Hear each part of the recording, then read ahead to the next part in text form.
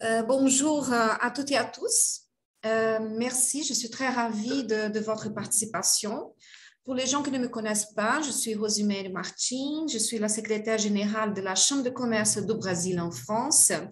Et ce webinaire il est organisé par le biais de groupe CCBF féminin, qui s'était un groupe créé, la CCBF, depuis 2016 avec le but justement de partager des expériences de nos invités et de nos membres concernant le sujet du leadership féminin et avec le sujet motiver les autres, notre groupe, justement avec des modèles de réussite. Donc, c'était ça notre but de ce groupe. Et c'est pour ça que j'ai pensé quand même inviter Jacqueline Saad, qui est la directrice de la Chambre de commerce France au Brésil à Rio, qui justement fait un travail exceptionnel au milieu de la Chambre de commerce franco-brésilienne sur les sujets. Voilà, donc c'est très intéressant. Et le thème qui était justement proposé, vous savez tous que c'est les enjeux et opportunités de la diversité et inclusion, le DI pour les entreprises, divisé en deux sujets. Le premier, quels enjeux et opportunités, et le deuxième, comment les succursales des entreprises françaises peuvent-elles contribuer aux pratiques de la diversité et l'inclusion. Donc, ce sont deux sujets très importants. Mais avant, je vais présenter bien sûr Jacqueline Saad, comme j'ai déjà parlé, qui est la directrice de la Chambre de commerce France-Brésil à Rio. Elle est franco-brésilienne. Elle aussi des formations entre les deux pays. S'il y a quelque chose qui c'est pas correct, vous pouvez quand même me corriger. Et elle est très engagée avec des autres programmes internationaux de valorisation des femmes. Et elle a invité quand même sa collègue Maya Colombani, qui est française, mais je crois qu'elle est au Brésil depuis 2009 et qui travaille chez L'Oréal depuis 20 ans. Ouais, je crois que c'est ça, non? Actuellement, elle est directrice de développement durable et de droits de l'homme chez L'Oréal Brésil, à Rio, et également directrice de la commission de développement durable de la Chambre de commerce France-Brésil à Rio. Donc, c'est très, très intéressant avec tous ces thèmes. Je suis vraiment ravie de votre présence et merci beaucoup pour accepter notre invitation. Et je suis très curieuse pour vous écouter. Je ne vais pas prendre beaucoup de temps, donc je passe la parole à ma chère Jacqueline. Allez-y. Merci Rose, merci pour ces mots, merci pour cet accueil. C'est pour moi vraiment, j'étais très honorée et motivée par cette invitation. Je vais commencer effectivement, parce que l'idée, c'est de faire une présentation générale et lancer des dynamiques. En ce qui me concerne, je tenais absolument à effectivement commencer par une présentation générale de la Chambre. La Chambre de commerce France-Brésil. Nous avons notre jeune cousine qui est à la Chambre de commerce du Brésil en France, Rose, que j'ai eu le plaisir de connaître quand elle faisait partie des équipes à São Paulo et avec qui j'ai gardé ce contact étroit depuis qu'elle est partie à la CCBF. Mais Rose, elle connaît notre Chambre de commerce aussi bien que moi, voire avec plus, plaisir. Parce qu'effectivement, elle était là déjà quand je suis arrivée. Nous sommes la chambre bilatérale la plus ancienne du Brésil. La chambre a été fondée en mars 1900. On a fêté nos 120 ans l'année dernière. Elle a été fondée à Rio, puis elle s'est étendue vers d'autres localisations au Brésil. São Paulo, bien évidemment, hein, c'est ce qui est un poumon du Brésil. Minas Gerais et Paraná. Donc, ces quatre régionales, elles fédèrent plus de 700 associés et nous sommes environ une centaine à Rio. Nous intégrons aussi le réseau CCI France Internationale, un réseau de plus de 120 chambres de commerce françaises dans plus de 90 pays et nous sommes la plus grande chambre française en Amérique latine avec des réseaux de connexion dans ce continent. Ceci dit, je voulais aussi que vous ayez une vision des membres de conseils d'administration, sont des grandes entreprises françaises, juste pour avoir, c'est non exhaustif, mais quelques-unes des principales marques qui sont présentes dans nos conseils d'administration dans les 4 régionales. Donc, voilà, donc vous reconnaissez une grande majorité. Et donc, une fois faite cette présentation, je rentre dans le vif du sujet. Donc, j'ai eu un parti pris pour cette intervention. J'ai préparé déjà une espèce de toile de fond des principaux défis et opportunités des politiques de diversité et inclusion dans les entreprises. Et j'ai choisi aussi un exemple que j'estime emblématique de la diversité, qui est la diversité de genre. Là, bien évidemment, quand on parle de diversité et inclusion, on parle de toutes les formes de diversité, toutes. Hein. Mais quand on parle d'inégalité de genre, c'est assez emblématique parce qu'effectivement, on est 50% de la population mondiale et on voit comment on est sous-représenté dans des secteurs clés. Et dans des domaines où le pouvoir s'exerce de façon décisive. Donc, à partir de la locomotive de la diversité de genre, et notamment au Brésil, il y a tous les autres wagons qui viennent, donc toute l'intersectionnalité, la dimension ethnico-raciale, bien évidemment, tous les enjeux sociétaux, intergénérationnels, les questions aussi liées à des croyances religieuses ou pas, voire même des questions liées au handicap, parce qu'il y a même des études qui font des corrélations. Mais j'ai choisi de prendre l'exemple de la diversité de genre, puisqu'on était à CCBF au féminin, et à titre d'illustration, utiliser quelques chiffres que le 8 mars 2021 ont été partagés par une revue brésilienne. Et j'ai trouvé que c'était assez intéressant, assez éloquent comme chiffre de cette inégalité. Donc, en 2019, les femmes ont reçu en moyenne 77% du total, 78% du total des revenus des hommes, toutes choses égales par ailleurs. Ça, c'est une source IBGE. Seulement 37% des postes managériaux sont occupés par des femmes. Dans la plupart des grandes entreprises dans le pays, les femmes occupent seulement 3% des postes de CEO. L'année dernière, les femmes, dernier trimestre, selon le SEBRAE, les femmes correspondaient à 33,6% des entrepreneurs au Brésil. Donc, un léger recul par rapport à 2019. 4,7% des startups brésiliennes sont fondées exclusivement par des femmes et 5% ont des entrepreneurs parmi ces fondateurs. C'est un chiffre encore plus important à aller analyser, parce qu'il y a derrière tout ça, parce qu'en parallèle, selon le Boston Consulting Group, les startups fondées par des femmes génèrent le double de la recette à chaque dollar investi si on compare à des entreprises fondées par des hommes. Voilà, c'est des chiffres qui nous interpellent et qui, je pense, nous donnent envie d'aller connaître davantage les prémices et le déroulement de l'étude. Et finalement, je finis avec cette étude, des études McKinsey, d'ailleurs on a l'honneur d'avoir dans notre board de la Chambre à Rio. Il y a à McKinsey, dans l'une de ces enquêtes, a mis en évidence le fait qu'en Amérique latine, des entreprises avec une diversité de genre dans leurs équipes ont 14% plus de chances de dépasser en performance leurs pairs dans l'industrie. Donc voilà, ce sont des chiffres, bien évidemment, il faut aller rentrer dans le détail de ces analyses, mais je trouvais que c'était une toile de fond assez intéressante pour lancer notre discussion. Et à partir de cette vision générale, j'ai proposé aussi une réflexion sur comment les filiales des entreprises françaises pourraient contribuer pour faire avancer les politiques de diversité et inclusion dans les entreprises.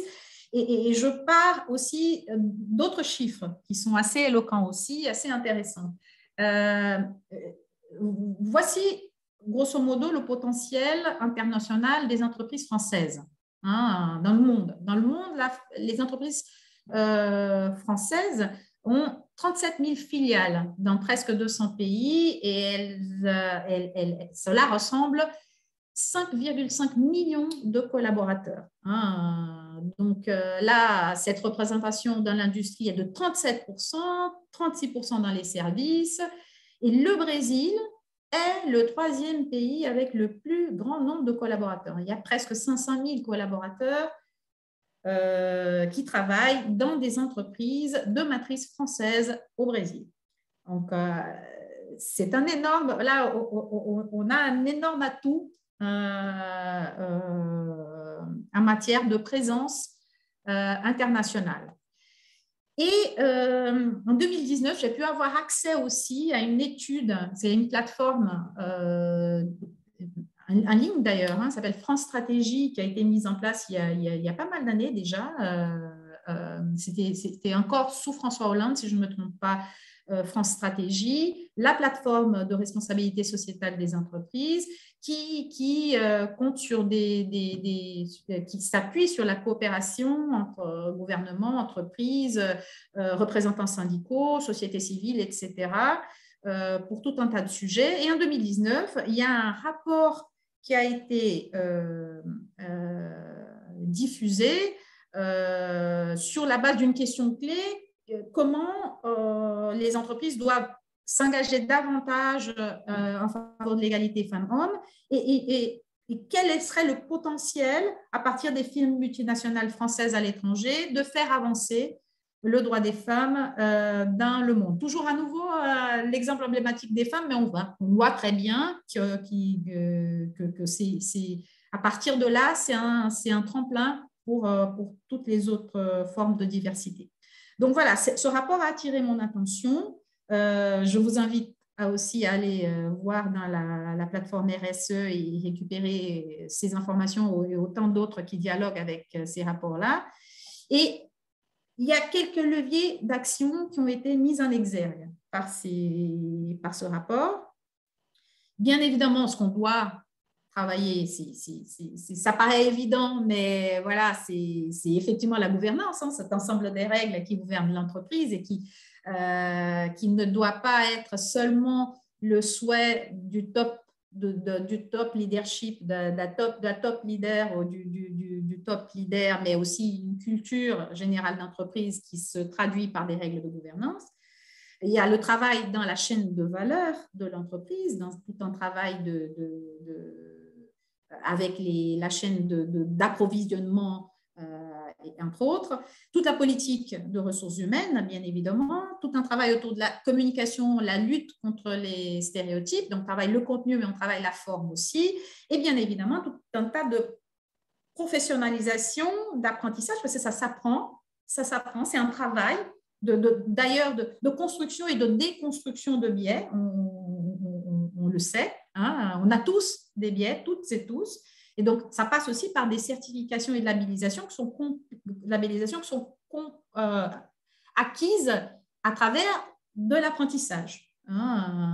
Donc tout ça dans l'objectif de co-construire des stratégies qui sont orientées par la diversité, en partenariat avec des réseaux locaux, parce que chaque pays a sa culture, ses spécificités, etc.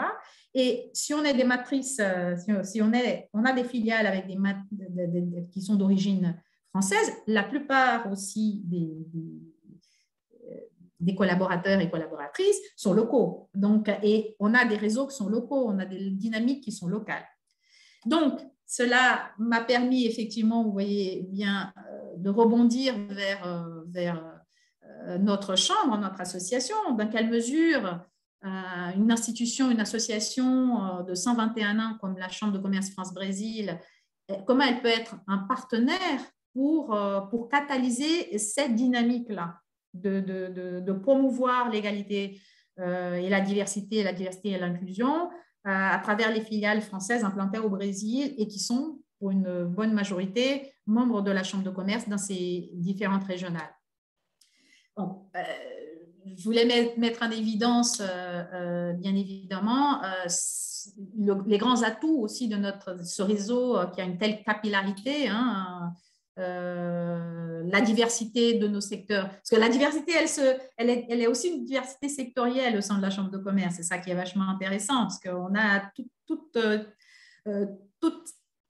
toutes sortes de secteurs, de tailles d'entreprises. Voilà, ça, je pense que c'est à la fois nos entreprises membres, mais aussi des institutions partenaires, parce qu'on a un réseau diplomatique, mais on a aussi des associations, des fédérations d'industrie, d'autres chambres de commerce avec qui on interagit.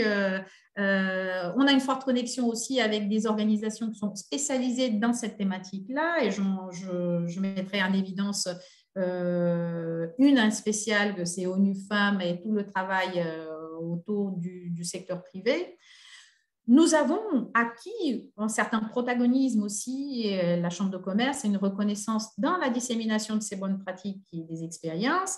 Et nous avons aussi construit aussi cette expérience dans l'identification d'opportunités d'action collective, parce que c'est là, effectivement, je vois bien un grand potentiel de chambre de commerce. C'est là où en solitaire, ce serait plus complexe d'avancer. Comment est-ce qu'on pourrait créer des zones d'intersection pour travailler ensemble, et je reviendrai là-dessus.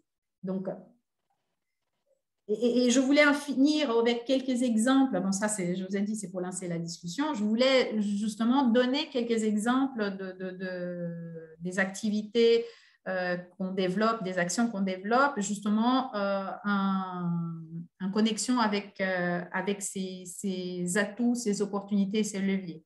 Donc, on a démarré un partenariat avec ONU Femmes en 2017. Maya était déjà des nôtres fin 2017. Notre focus était effectivement la diversité de genre et l'impact dans le business. Donc, c'était déjà, j'arrivais à la Chambre de commerce à Rio et je suis arrivée déjà avec ce chantier qui était absolument extraordinaire. On avait BNP Paribas aussi, on avait Engie, on avait des entreprises comme Petrobras et Electrobras. On avait le mix France-Brésil pour discuter avec un partenaire fort comme la FIRJAN, la Fédération des industries à Rio.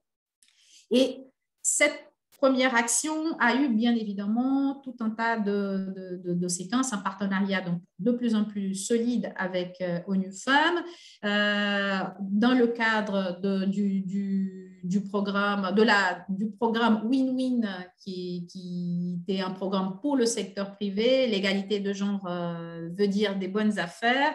Et la plateforme WEPS, qui est la plateforme, c'est les 7 principes WEPS qui sont à la base, effectivement, sont des lignes orientatrices, des directives orientatrices et qui se traduisent depuis 4 ans par des prix WEPS qui ne mettent pas en concurrence les entreprises, mais qui les encouragent à avancer dans ces 7 principes, hein, des principes vers l'interne. On commence par l'engagement du top leadership, et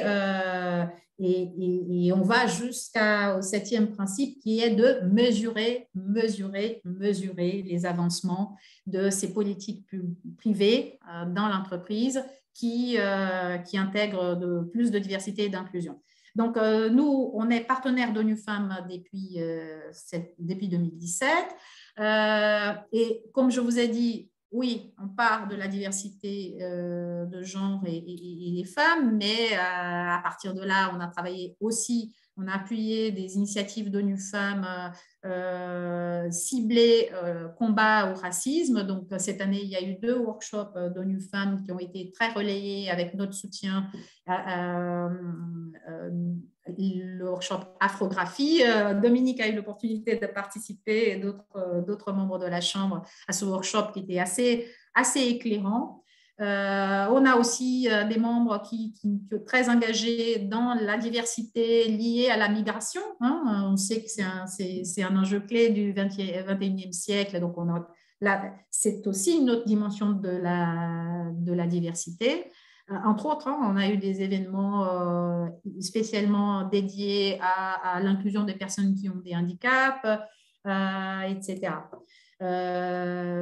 J'ai voulu effectivement mettre aussi un exergue des collaborations avec des personnes. Gisèle Ziglac est une grande experte qui travaille déjà avec l'École nationale d'administration publique au Brésil et donc qui est dans les politiques publiques, mais qui travaillait avec nous sur notre premier workshop de diversité et leadership qui a eu lieu l'année dernière. Et j'ai mis la photo de Vinci Énergie en train de signer les principes d'autonomisation des femmes. C'est le premier engagement, mais plusieurs autres entreprises de la Chambre, Maya, je sais qu'elle va en parler un petit peu, mais plusieurs autres entreprises de la Chambre. Il y a Pascaline Damy qui est là, Safran a adhéré à ces principes-là. Donc, la Chambre a contribué effectivement à diffuser davantage ces opportunités-là et que nos entreprises, elles soient ensemble dans cette dynamique de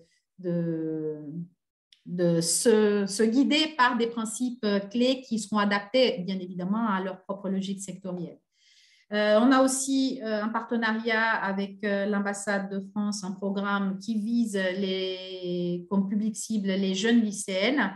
C'est le programme Impact Meninas France-Brésil qui travaille à la fois avec le lycée français à Rio, c'est un programme pilote, mais aussi avec une école publique à Rio, dans l'objectif effectivement de faire interagir les écoles, les universités, les entreprises, pardon, dans cette dynamique. On a des jeunes filles qui, elles sont encore loin de l'université puisqu'elles sont en première année, mais est loin encore, relativement loin de l'université et assez loin encore du marché du travail. Donc, quels sont les défis spécifiques pour inspirer ces jeunes filles et pour qu'elles nous inspirent aussi. Donc, c'est ça la proposition de l'Impact Meninas France-Brésil qui a démarré en 2020.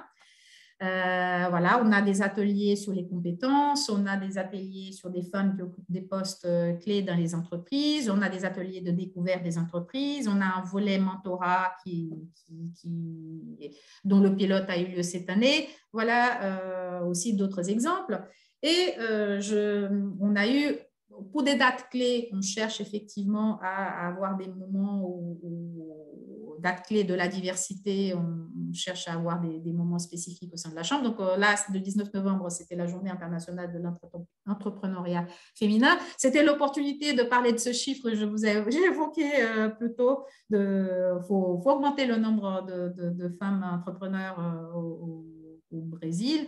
Et on a eu le témoignage de 2 membres du conseil d'administration de la Chambre de commerce France-Brésil qui sont, elles, des entrepreneurs et fondé leurs entreprises.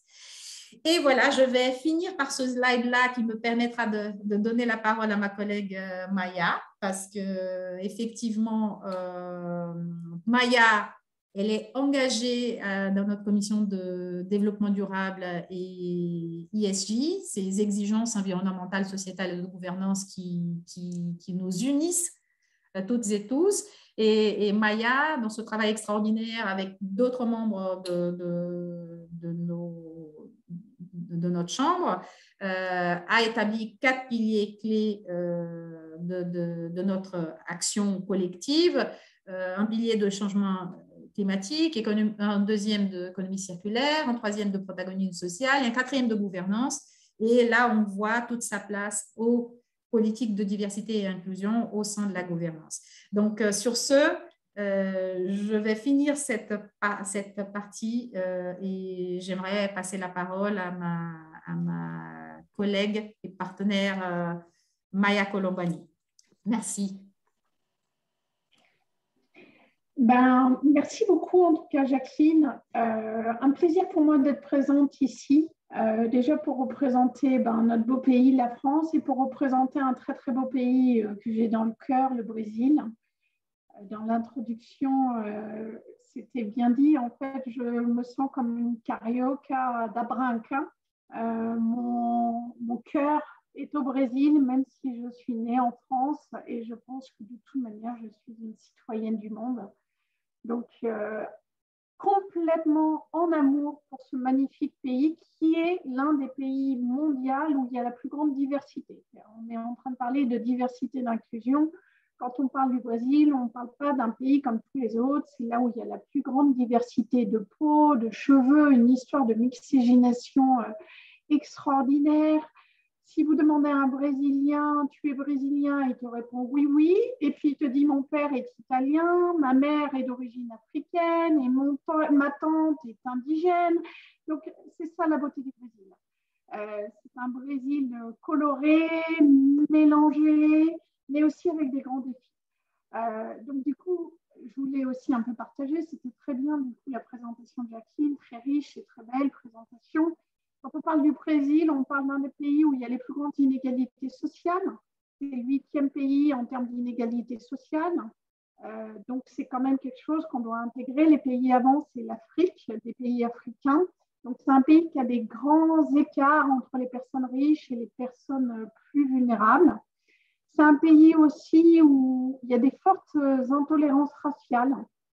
Si vous prenez par exemple, dans les personnes les plus pauvres, 70% des personnes les plus pauvres sont des personnes noires. Donc, il y a un vrai travail d'inclusion aussi raciale à faire. Et quand je dis raciale, même au sens très générique, de diversité des peaux, mais de diversité culturelle et encore des peaux avec les populations aussi indigènes. Donc, il y a des grands challenges. Sur la place de la femme au Brésil, la femme est un moteur de construction de la communauté. Elle est absolument centrale dans la vie familiale. Elle fait la différence parce que souvent, c'est elle qui élève ses enfants, souvent toute seule, parfois même. Mais aussi, la femme est victime régulièrement de beaucoup de violences. Donc, en fait, quand on parle de diversité et d'inclusion, en fait, il faut parler aussi de la pérennité de la place de la femme, pas qu'en termes d'emploi et dans l'entreprise, mais aussi sa sécurité. Ça, c'est très important. Et dernier point qui est assez intéressant aussi sur la diversité et l'inclusion, des grands défis sur toute la communauté LGBTQI+, etc. Car il y a des vrais paradoxes au Brésil. Cette extrême tolérance et cette extrême intolérance. Donc, quand on est face à ce mélange magnifique, très coloré, et d'un autre côté, une exposition à beaucoup d'inégalités, beaucoup de violence, c'est là qu'on se dit que le secteur privé a un énorme comment on dit papel en français? Un énorme rôle à jouer. Excusez-moi. Un énorme rôle à jouer. Alors, je voulais dire, c'est exactement pour ça qu'on a créé cette commission de sustentabilité, où Jacqueline est une ambassadrice extraordinaire. On s'est dit globalement, en sustentabilité, quand on parle de sustentabilité, c'est la pérennité de notre espèce en tant qu'être humain, puisque personne ne va sauver la planète. Le défi, d'ailleurs, la planète se porterait beaucoup mieux sans nous. Le défi, c'est comment on sauve l'humanité, comment on garantit tout le contexte positif pour que l'humanité se porte bien. Et on a fait un énorme travail de workshop avec toutes nos entreprises, des entreprises magnifiques de toutes les tailles, que ce soit Engie, Vinci, vraiment des gens très engagés au Brésil. Et on s'est dit, nous, secteur privé, qu'est-ce qu'on veut partager ensemble, qu'est-ce qu'on veut construire ensemble, quels sont les grands enjeux. On est arrivé sur le changement climatique, ça on en est sûr. L'économie circulaire, on en est sûr. On est arrivé sur le protagonisme social, là je parle déjà de diversité et d'inclusion, et on est arrivé sur la gouvernance. Qu'est-ce qu'on fait dans notre entreprise? Et là, clairement, l'éthique et la transparence, c'est fondamental, mais aussi la diversité et l'inclusion. Donc, ensemble, on réfléchit à ces différents thèmes et on partage nos initiatives pour pouvoir s'inspirer, pour trouver des accélérateurs, des cas que L'Oréal a fait ou que Engie a fait ou que Vinci a fait pour pouvoir les dupliquer après au sein de nos entreprises. Et comme tu l'as dit très justement, Jacqueline, les entreprises, c'est les nouveaux géants. En fait, quand on voit le pouvoir de transformation d'une entreprise, il est beaucoup plus rapide et a beaucoup plus d'impact qu'un propre pays en soi. Parce que la culture d'entreprise est très, très forte. Donc, quand une entreprise dit je vais promouvoir la diversité et l'inclusion raciale, globalement, en moins d'un an, vous avez des résultats tangibles et expressifs dans toutes les entreprises et implémentés dans tous les pays. Donc, c'est pour ça que je pense vraiment que les entreprises ont un rôle particulier à faire. Donc là, je vais partager avec vous rapidement ce qu'on fait chez L'Oréal Brésil.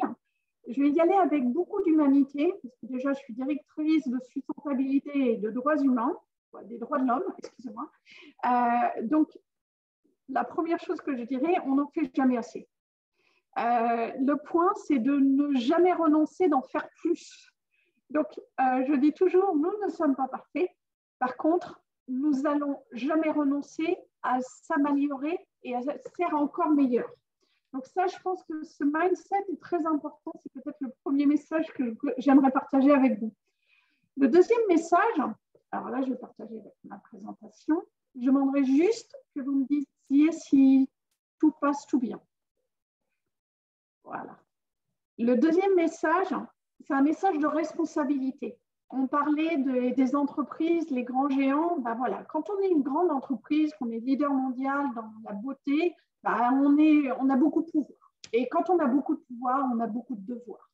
Donc, ce leadership qui est commercial, économique, il doit s'exprimer sur un leadership en termes d'éthique, en termes de diversité, en termes d'environnement, en termes social. Donc, il n'y a pas un leadership qui n'amène pas l'autre.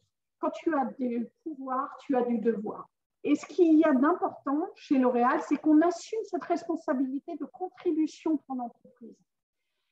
À travers des années et des années de travail, on est reconnu, même par l'ONU, le pacte global, justement sur notre contribution, notamment sur les ODS ou les Sustainable Development Goals, SDG, je suppose en français. Parce que justement, on l'intègre au sein même de notre politique stratégique de business. On repense tout, notamment un monde plus juste, moins d'inégalités sociales. Mais aussi, on pense à se transformer à l'intérieur. Donc, une des grandes conquêtes qu'on a, c'est que L'Oréal a fait tout un re-engineering de notre population interne pour que les femmes soient à leur juste place, c'est-à-dire où elles veulent. Une femme qui veut être présidente, eh ben, elle peut être présidente. Et là, c'est après des années et des années de travail que L'Oréal Brésil a réussi à avoir le plus haut niveau de certification possible, de la certification la plus reconnue sur l'égalité des genres, qui est la certification EDGE. On a le niveau LEED. Et seulement pour vous donner un exemple, le niveau LEED, c'est quoi? C'est juste 3 entreprises dans le monde entier, et nous sommes la seule entreprise sur l'Amérique latine qui a réussi à atteindre ce niveau, c'est-à-dire de promouvoir une égalité des salaires, des responsabilités, des leaderships au sein de L'Oréal Brésil. Et ça, c'est très important. C'est très important parce qu'en fait, on ne construit pas de grandes sociétés si on ne construit pas des femmes au pouvoir. Parce que la leaderance d'une femme n'est pas la même que le leadership d'un homme. Et de la même façon qu'il ne faut pas avoir que des comités avec que des hommes, il faut avoir en vrai une véritable représentativité de notre société. Et ça, c'est une belle conquête qu'a réussi à implémenter L'Oréal et spécialement L'Oréal Brésil sur cette égalité des genres. Alors, je vais vous donner quelques data, mais par exemple, sur des postes de top management, 53%, sur des femmes en termes d'exécutifs, 61%, donc il y a un beau travail. Mais en termes de travail aussi de diversité et d'inclusion, de nouveau, c'est ce que je vous disais, le Brésil, c'est 56% de personnes noires ou métisses, etc. Et en fait, c'est intéressant parce qu'on est en train de passer par une phase où en fait, le mouvement noir n'a jamais été aussi fort. Et il y a un vrai travail de transformation des entreprises qui doit se faire de manière très rapide et très accélérée. Et du coup, L'Oréal, là, nous, on estime qu'on doit s'améliorer. Et donc, du coup, on est en train de l'idée d'être à la tête d'un mouvement, justement, d'inclusion, de protagonisme racial dans nos entreprises. Et donc, L'Oréal a signé un mouvement qui s'appelle Mot Vert pour lutter contre le racisme structurel, mais aussi pour promouvoir les grands leaders noirs de demain. Et donc, on est en train de faire tout changer nos politiques de recrutement. On est en train de s'alphabétiser pour être respectueux de toutes les couleurs de peau, de toutes les races, et pour mettre fin un peu à ce racisme qu'on appelle structurel au Brésil. Donc ça, c'est un grand chantier qu'on commence à faire, où on a beaucoup de choses à faire encore pour arriver au même résultat qu'on a réussi de parfaite représentativité dans notre entreprise. L'autre grand défi, c'est d'aller au-delà de ce qu'on fait à l'intérieur de chez nous. En fait, quand on est une grande entreprise, on est en communication, en relation, en partnership avec tous les partenaires autour, c'est-à-dire nos fournisseurs qui sont d'autres grandes entreprises, nos clients, à travers notre communication. Jacqueline a dit un truc très, très juste. La manière dont on communique doit être représentative. Donc, par exemple, L'Oréal Brésil, nous avons une belle représentativité de spokespersones blanches, noires, des personnes aussi qui ont des déficiences ou, handicapées, ça c'est un terme Brésil, des personnes de diversité aussi dans les choix sexuels LGBTQI+. Nous changeons complètement notre politique de communication pour que les gens puissent se retrouver dans nos propres communications. Et ce que nous voulons faire aussi, c'est aller au-delà de notre propre maison et inspirer et utiliser notre pouvoir d'influence pour changer un petit peu tout l'écosystème autour de notre business. Et c'est grâce à tout ce travail qu'on a fait, et notamment sur ce travail d'inclusion sociale qu'on a fait, qu'on a réussi à conquérir ce prix web qu'a parlé Jacqueline, justement parce que nous avons énormément de projets qui donnent des chances et des opportunités aux femmes dans les favelas, dans les communautés, comme on dit au Brésil, d'avoir une dignité, la dignité de l'indépendance économique. Parce que tout commence ici. J'étais justement avec un partenaire qui m'expliquait que, par exemple, les violences faites aux femmes, eh ben, en fait, elles se laissent faire, même dans leur propre couple, parce qu'elles n'ont pas d'indépendance économique.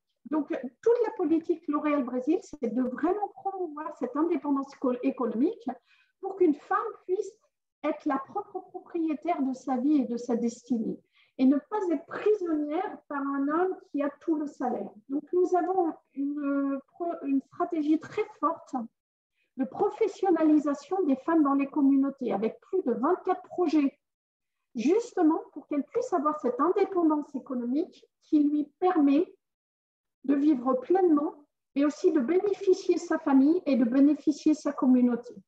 Donc, l'autre chose que je voulais dire, c'est que chez L'Oréal, nous pensons que quand on aide une femme, en fait, on aide une famille et on aide sa communauté. Le rapport des femmes quand elles gagnent du pouvoir est très différent que le rapport des hommes quand ils gagnent du pouvoir. En général, les hommes vont beaucoup dans un bénéfice propre, alors que les femmes vont chercher un bénéfice collectif. Et donc, quand vous bénéficiez une femme, en fait, l'impact va être démultiplié parce qu'elle redistribue ce bénéfice. L'une des actions que je trouve intéressante, c'est par exemple tout le travail qu'on a fait de donner dans notre chaîne de valeur avec notre fournisseur de carnaúba. La carnaúba, c'est un ingrédient de la biodiversité du Brésil. Et en fait, c'est des communautés de femmes qui cultivent la carnaúba et on a fait un énorme travail justement dans notre chaîne de valeur parce qu'on utilise cette carnaúba dans tout notre maquillage, mais aussi nos produits de beauté. C'est une matière première très utilisée. Et en fait, on fait tout un travail justement pour leur donner une plus grande résilience, économique. Donc, on a appuyé ces communautés pour qu'elles puissent gagner plus de leur travail. On est en train de faire des investissements communautaires en offrant tout un galpin, un lieu de stockage pour qu'elles puissent produire un produit de plus grande valeur, mais aussi on vérifie qu'elles travaillent dans des conditions de sécurité dignes. Donc, c'est ça la puissance du secteur privé. C'est la diversité et l'inclusion dans toute sa chaîne de valeur. Ce n'est pas que dans son entreprise. C'est aussi aller au-delà. Donc là, c'est un exemple, c'est un patchwork de tous les projets qu'on fait. Ça va bien au-delà de mon marché de la beauté, ça va bien au-delà de mes clients, de mes fournisseurs. C'est tout le travail qu'on est en train de faire dans nos communautés. Par exemple, j'ai plus de 8 écoles professionnalisantes dans les favelas, souvent les favelas les plus défavorisées et les plus violentes, où on offre et on professionnalise les femmes avec le meilleur cours de beauté pour qu'elles puissent se tourner les meilleurs professionnels. Parce que clairement, au Brésil, il n'y a pas cette méritocratie qu'on pourrait trouver en France. Parce que ce n'est pas aussi simple que ça. Les écoles publiques n'ont pas toujours le niveau qu'elles devraient avoir. Donc, le secteur privé est là aussi pour donner des opportunités à des femmes talentueuses qui n'ont pas accès à ces opportunités. On a un autre programme que Jacqueline connaît très bien, c'est aussi donner la voix aux femmes là où elles n'en ont pas. Donc là, on a un programme qui s'appelle « Pour les femmes dans la science ». Aujourd'hui, les femmes sont sous-représentées dans la science. Et la science, c'est les solutions de demain pour notre avenir. Et L'Oréal Brésil, on a investi plus de 4 millions, vous m'avez bien entendu, 4 millions de reais pour bénéficier plus de 100 femmes dans leur projet de développement scientifique. Pourquoi ? Justement pour que la science et les solutions de demain donnent une voix aux femmes, donnent une voix au sens collectif. Autre projet, on a des projets aussi d'alphabétisation des femmes dans les communautés, justement pour leur donner une voix. Et autre type de projet, et là, c'est des projets d'accès à l'université pour les femmes dans les favelas, mais aussi pour les femmes indigènes, pour qu'elles puissent défendre leurs droits aux terres, leurs droits à la différence culturelle. Donc, si je voulais faire une petite synthèse sur qu'est-ce qu'on fait chez L'Oréal, ben, on fait beaucoup de choses. On a commencé par transformer notre entreprise à l'intérieur. Déjà avoir une meilleure représentativité et égalité des genres entre femmes et hommes, parce qu'on pense que c'est extrêmement important en termes d'innovation, en termes de stratégie, de politique des ressources humaines. On identifie là où on n'est pas si bon. Exemple, la représentativité raciale. Donc, on est en train d'accélérer. C'est ça que je disais, ne jamais renoncer à s'améliorer. Personne ne va être en colère contre L'Oréal de ne pas avoir une bonne représentativité raciale si on a l'humilité de dire non, on n'est pas assez bon, mais on est en train de tout changer. Et là, par exemple, on a une politique complètement proactive de recrutement, d'inclusion de personnes noires à des postes élevés chez L'Oréal. Mais c'est aussi pas s'arrêter là. C'est intégrer la diversité et l'inclusion auprès de nos fournisseurs et les convaincre de la vertu de la diversité et de l'inclusion, que ce soit l'empowerment des femmes, que ce soit la diversité et inclusion raciale, la diversité et inclusion sociale de personnes comme handicap, et tout ça, c'est très important. Parce que n'oublions pas, par exemple, moi, je suis en contact régulier avec 150 entreprises gigantesques qui sont mes fournisseurs. Et j'achète ce que je veux. Donc, j'ai un pouvoir de choix et d'influence qui est gigantesque, qui va bien au-delà de mes 3000 employés chez L'Oréal. Donc, ça, c'est aussi notre pouvoir de transformation. Et au-delà de ça, quand on est un grand leader comme L'Oréal Brésil, dans un pays aussi magnifique, nous devons promouvoir la méritocratie et les opportunités pour tous. Donc, c'est pour ça que nous avons des projets très divers d'empowerment des femmes dans les communautés pour leur donner la dignité d'une profession, d'encourager la promotion et la visibilité des femmes dans la science, parce que nous voulons qu'elles soient protagonistes du monde de demain. Mais c'est aussi encourager la visibilité et l'accès à l'université des femmes indigènes et des femmes de communauté qui n'arrivent jamais à ces lieux et du coup qui n'arrivent jamais au lieu de pouvoir. Donc, c'est ça en fait. Une entreprise, c'est se transformer à l'intérieur, c'est utiliser son pouvoir pour transformer autour, et c'est aussi construire demain en investissant sur les futurs talents de demain. Voilà. Et je dirais que c'est un travail qui ne sera jamais fini, où on n'est jamais bon, mais qui est très important parce que c'est le travail de demain qui va construire la société dont on a besoin. Et quand on regarde une COP, et quand moi je vois les dirigeants, je suis terrifiée parce que je vois 3 petites jupes au milieu de 200 costards cravates noirs. Et je dirais plus de jupes, plus de couleurs, moins de costards cravates. Allons-y dans un 50-50 pour que les gens qui décident soient la bonne représentation de notre société. Ni plus, ni moins. Mais qui décide doit représenter notre société. Voilà. Je suis à votre disposition pour quelles que soient les questions et même pour des provocations, s'il vous plaît, allez-y.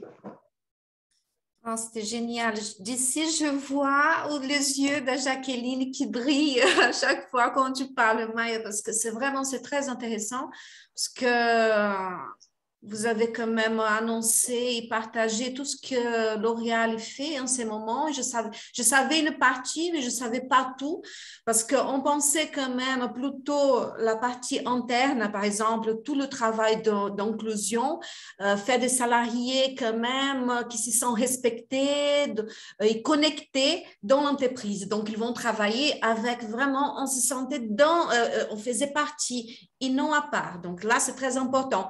Mais ce travail d'alphabétisation que vous faites dans les communautés, aider les gens à accès à l'université, donc c'est géant, c'est magnifique. Tout ce qui est des sociétés privées, ils sont en train de faire. Donc, merci infiniment pour partager toutes ces bonnes nouvelles pour nous, ça nous donne quand même une super fierté.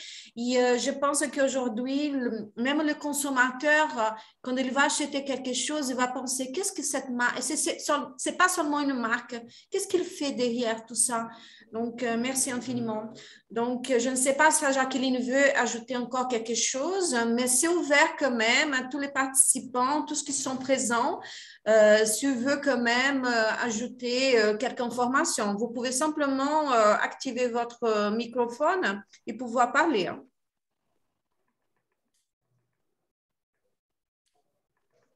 Si les gens sont timides. Ah, s'il vous plaît, ne soyez pas timide. Même si ça peut être des questions en portugais, je traduis. Allez, Pascaline, Dominique, en tout cas celle que je connais. Bonjour, est-ce que vous m'entendez? Oui, on vous entend, Anne. Parfait, bonjour, merci beaucoup, c'est très intéressant.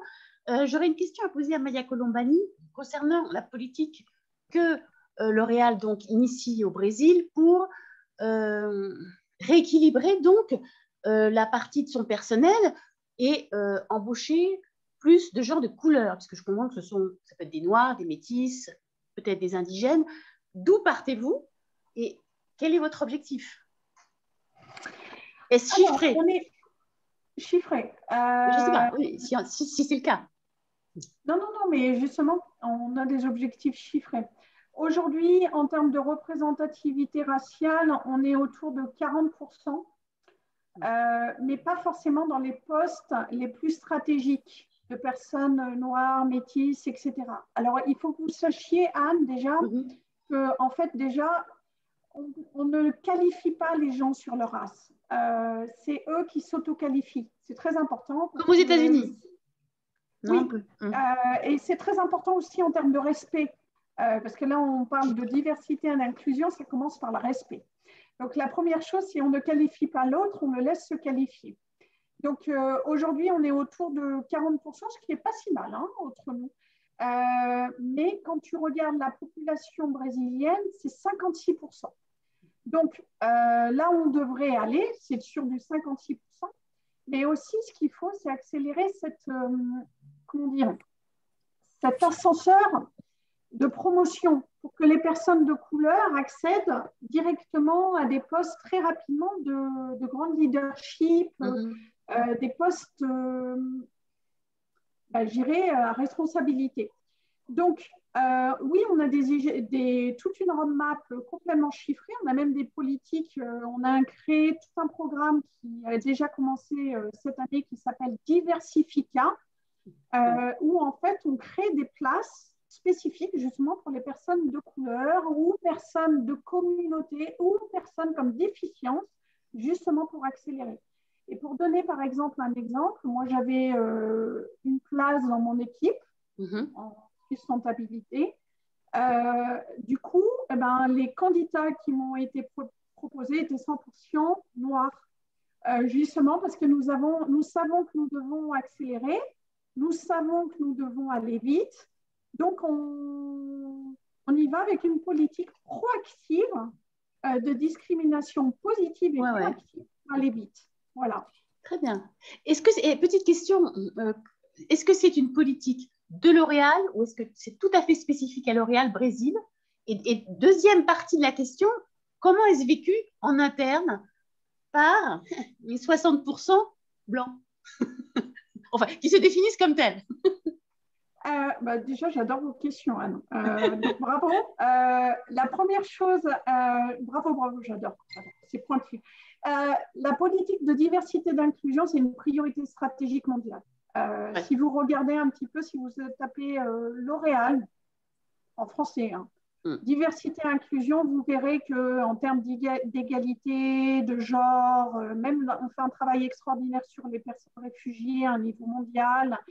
Il y a vraiment un travail très, très fort sur ça. Il y a aussi un travail très, très fort d'être beaucoup plus représentatif en termes de communication.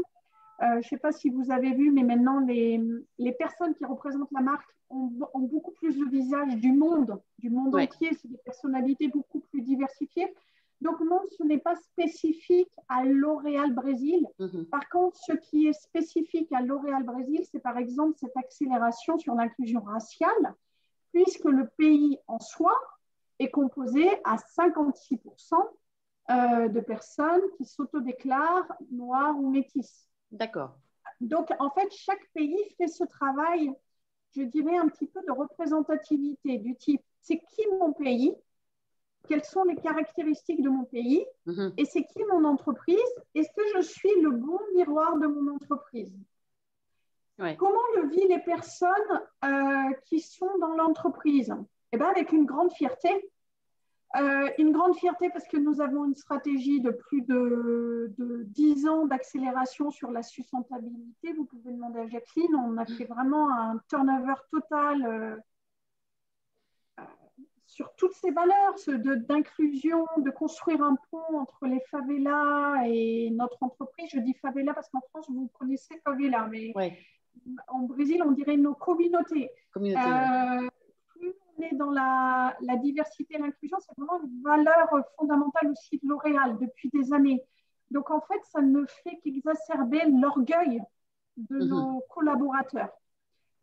Du coup, ils sont encore plus fiers de leur propre entreprise, puisqu'ils se rendent compte que c'est une entreprise universelle qui donne des opportunités pour tous. Après, il y a tout un travail d'alphabétisation. C'est un peu bizarre ce que je dis, mais le contexte brésilien est particulier. En fait, il faut s'alphabétiser pour ne pas blesser les autres. Il y a par exemple des expressions qu'on a intégrées qui sont, sans le vouloir, racistes. Notamment, on emploie tout le temps le mot noir pour des choses négatives. Je ne sais pas si, même en français, c'est type, tout le temps quand c'est noir, c'est... En portugais aussi. L'avenir est obscur, l'avenir va être obscur. Tout le temps des trucs, c'est tout le temps négatif. Et ça, quand je dis de l'alphabétisation, ça commence par là. Inconsciemment, nous utilisons des expressions qui offensent les autres. Donc, ça, par contre, c'est un gros travail de remise en cause qui dérange au début, les 60% de blancs. Mais en fait, ils en sortent plus grands. Donc, il y a par exemple une expression en brésilien, à cause après, t'as pas fait. Cette chose noire, c'est pas beau. Du type, on va avoir un problème. Ça veut dire on va avoir un problème. C'est quand même terrible d'en arriver à avoir des expressions qu'on utilise tous les jours qui sont aussi racistes. Mais c'est considéré comme raciste parce que c'est considéré comme faisant référence au noir ou plutôt à la nuit. Enfin, je pense par exemple aux Français. Aux Français, je pense qu'on fait plutôt référence à ce qui est sombre, nocturne, plus qu'à la couleur noire. Mais en fait, au Brésil, c'est vécu comme ça. D'accord. C'est pour ça que je dis qu'il y a un travail local, un contexte très particulier, et il y a un travail d'alphabétisation pour ne plus offenser l'autre. Déjà, il faut un petit peu sortir de ces histoires de blanc, de noir, de tout ça, parce que justement, ça polarise. Et surtout, ces expressions qu'on utilise au jour le jour, qui sont offensantes, il faut recommencer à s'alphabétiser. Il y a eu une campagne qui a été faite notamment par la municipalité du Salvador, du type, il y a des expressions qu'on utilise du type « je ne suis pas raciste, j'ai un ami noir ». C'est hyper raciste, en fait, de dire des trucs pareils. C'est ridicule, Donc, et ça, c'est une alphabétisation qu'on est en train de faire à un niveau pays, où le secteur privé lead un petit peu cette transformation. où on lead le mouvement, mais aussi qui est relayé par des municipalités, des pouvoirs publics, parce que oui, le Brésil est dans une phase profonde de transformation où on donne une voix à ces 56% de personnes noires qui n'ont pas toujours eu cette voix. Donc, c'est très beau ce qui est en train de se passer. C'est une très belle révolution. C'est une très belle révolution au nom de l'inclusion, une très belle révolution au nom de la représentativité, excusez-moi. Après, ce n'est pas facile. Ce n'est pas facile parce que ça veut dire réapprendre à parler, ça veut dire réapprendre à se comporter avec les autres. Donc, ça veut dire un petit peu casser le modèle de société dans lequel on a évolué et de se rendre compte, bah, ça c'est raciste. C'est un détail, mais c'est raciste. Et donc, l'alphabétisation se fait aussi en interne avec une... c'est interne, c'est-à-dire c'est L'Oréal qui aussi organise des sessions de, je sais pas, de formation. Oui. Nous avons des formations, des trainings, justement, pour devenir antiraciste. D'accord. Non, mais c'est quelque chose de très sérieux. Parce qu'effectivement, ça s'accompagne. C'est pas juste recruter. Recruter, c'est bien, mais il faut que les gens se sentent bien. Donc, il faut un petit peu transformer aussi les gens qui sont présents. Il faut alphabétiser les gens présents pour construire des ponts et pour que les gens vivent en harmonie. Donc, c'est une transformation de 100%. C'est pas juste du recrutement. D'accord. Très intéressant. Alors, si je peux rebondir sur ce que vient de dire Maya et Anne-Denis, je trouve que c'est extrêmement bien expliqué. BMA a un programme absolument du même type, c'est-à-dire qu'on a des cours, je dirais, en interne, où tout le monde participe pour pouvoir avoir, on en a un ce soir par exemple, mais là c'est sur les personnes avec une déficience physique. Donc c'est la façon de se comporter entre nous, et d'apprendre à avoir un autre regard déjà sur nous-mêmes par rapport aux autres. Donc, je suis parfaitement d'accord et je voudrais quand même souligner le travail énorme que fait Jacqueline pour divulguer tous ces programmes à la Chambre de commerce du Brésil en France. Oh non, le contraire, la France au Brésil. Et je trouve que c'est un énorme programme qui influence beaucoup des entreprises qui sont inscrites là-bas. Et je trouve que c'est remarquable, Rose, d'avoir cette intégration des plusieurs chambres, puisque maintenant c'est sur un plan national au Brésil, de façon à pouvoir développer ce genre d'interaction. Alors, merci à toutes les trois, de toute façon. Très bien. Merci Dominique, c'est grâce à vous aussi. Hein. La Chambre, c'est ses membres. Hein. Et toi, tu es très engagé aussi dans ces... Tu as soutenu dès le départ ces initiatives, donc c'était très important. Nous ne sommes pas nombreuses dans le conseil d'administration, moi, qui assiste comme directrice exécutive, mais nous sommes actives. Il faut augmenter le nombre de femmes, parce que déjà, avec 4 femmes dans le conseil d'administration, plus une directrice exécutive, on fait tout ça, imagine. Mais moi, j'ai des hommes et des femmes qui sont très engagés dans ces thématiques, donc c'est assez unanime. Hein, je tiens à le réitérer. Je crois qu'il y a beaucoup de travail encore à faire. Né? Et comme même Amaya, elle a répété toujours, jamais renoncer d'améliorer. Donc, nous sommes en train d'apprendre, tout le monde. Et des initiatives comme ça vont vraiment motiver les autres parce qu'il y a des choses qui est difficile de s'apercevoir parce qu'on était déjà dans un contexte comme ça.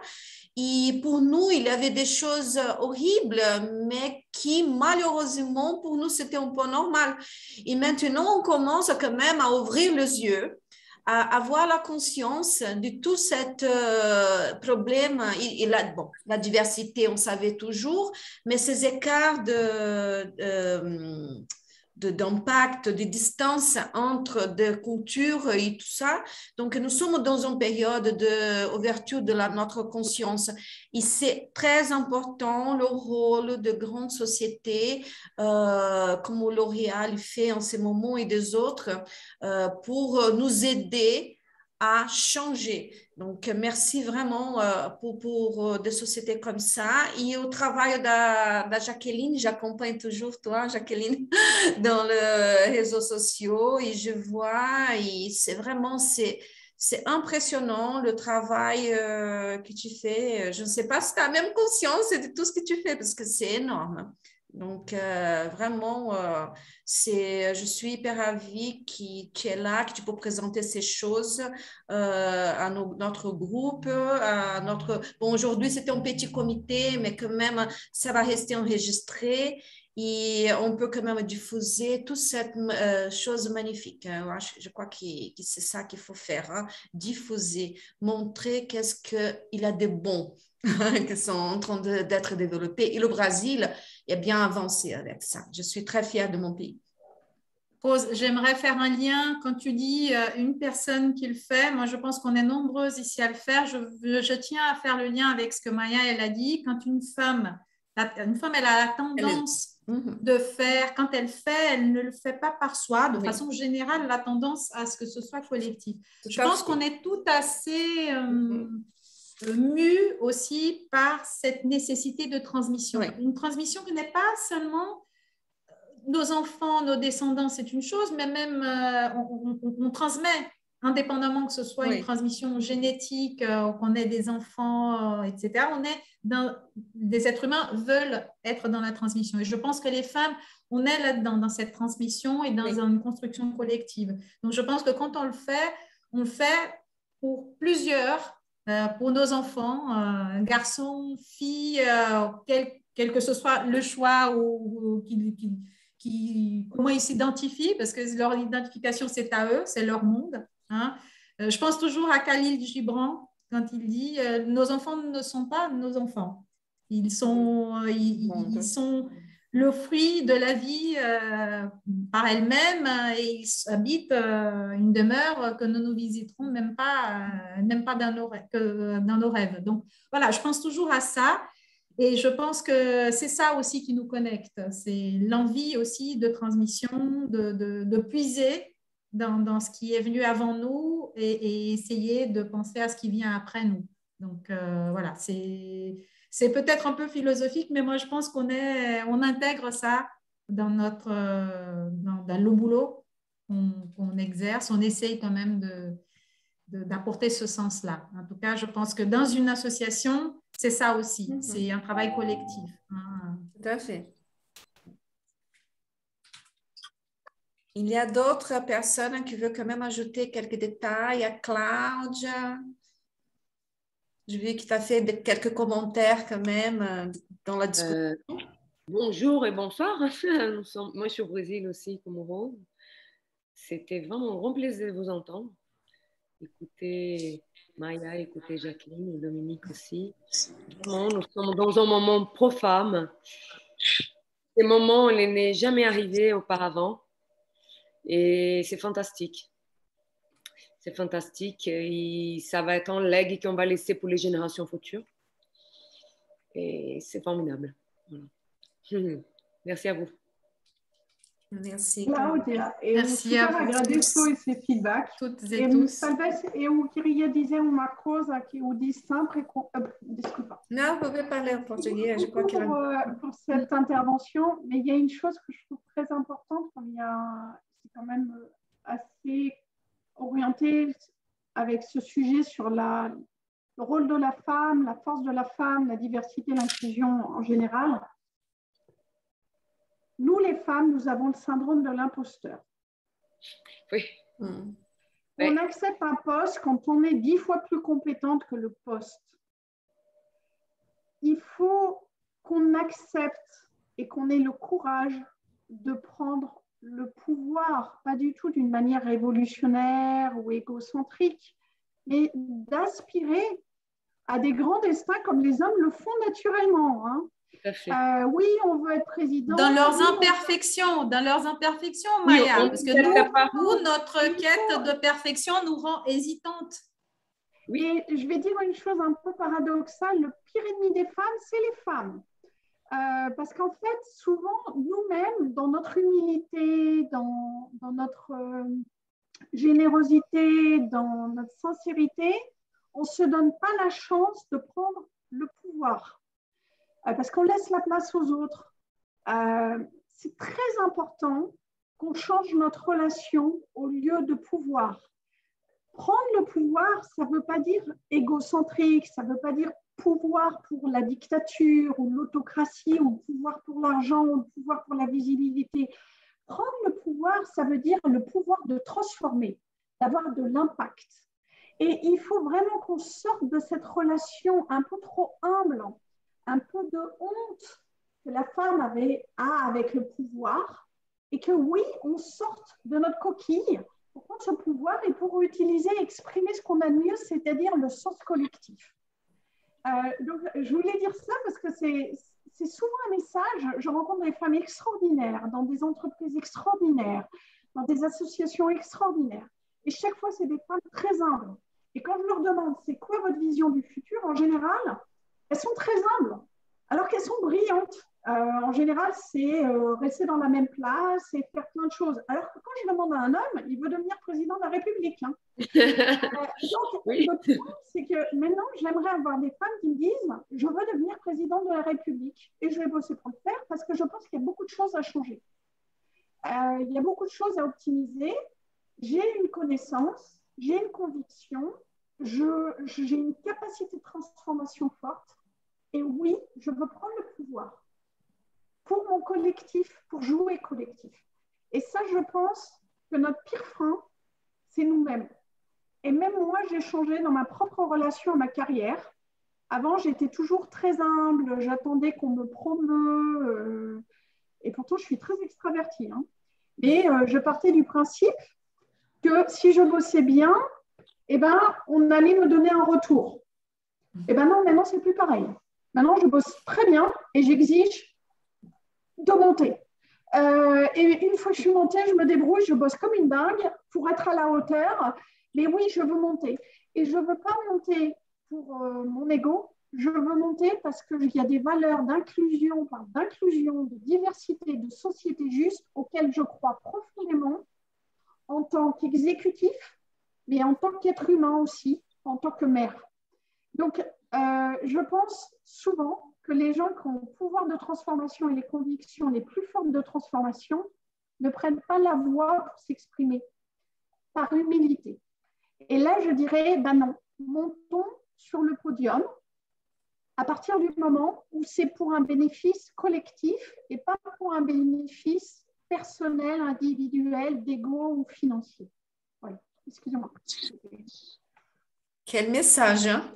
Là, vraiment. Non, mais c'était une réflexion. Super, non, c'est vraiment, bravo. Hein.